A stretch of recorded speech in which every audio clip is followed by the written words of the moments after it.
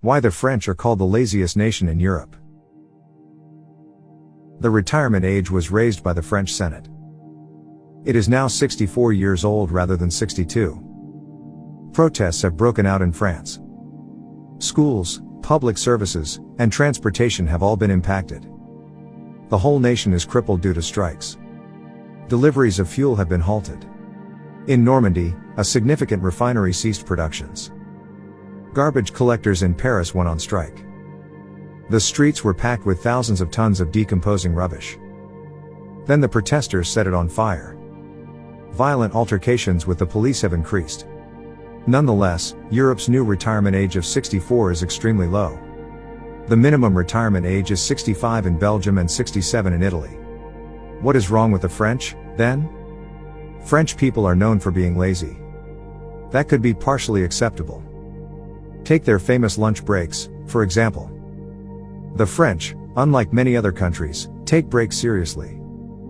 Around 45 minutes are spent eating lunch by 43% of French individuals daily. Just 10% of British and 3% of Americans spend the same amount on lunch. Even Italians fall behind, just 7% of them eat for more than 45 minutes. In France, a lunch frequently includes an additional meal. After lunch, there is typically some wine and coffee. It's not a moment to refuel for sure. It's a significant social gathering. Meals are frequently shared with friends or co-workers. It should not be missed as a result. In reality, the law requires lunch breaks. Lunch is served from 12 to 2 p.m. on weekdays. During this period, there is no school and most businesses are closed. Also, compared to residents of any other industrialized nation, French citizens sleep more. The typical night's sleep for a French individual is 8.83 hours. In contrast, the typical American merely works 6.8 hours each day. The typical Brit sleeps 7.3 hours each night.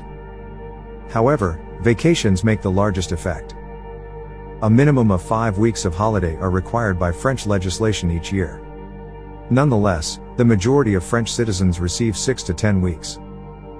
In addition, there are compensated public holidays. This is the foundation of French business etiquette. Don't expect an answer sooner than several days later. In the summer, it seems like everyone in the nation is on holiday.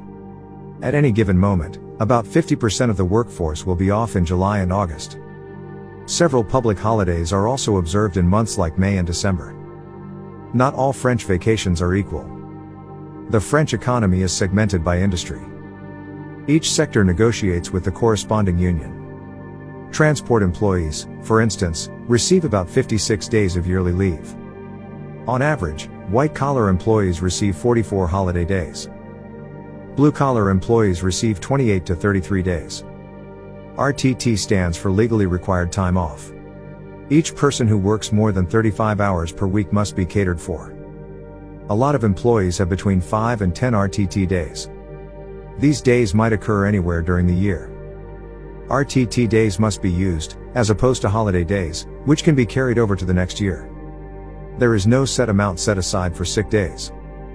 Based on the diagnosis, a French doctor will decide how many days off are needed. No minimum or maximum exists. The majority of employers also pay for it. What do you think, then? Have the French discovered what life is all about? Or are they just lazy?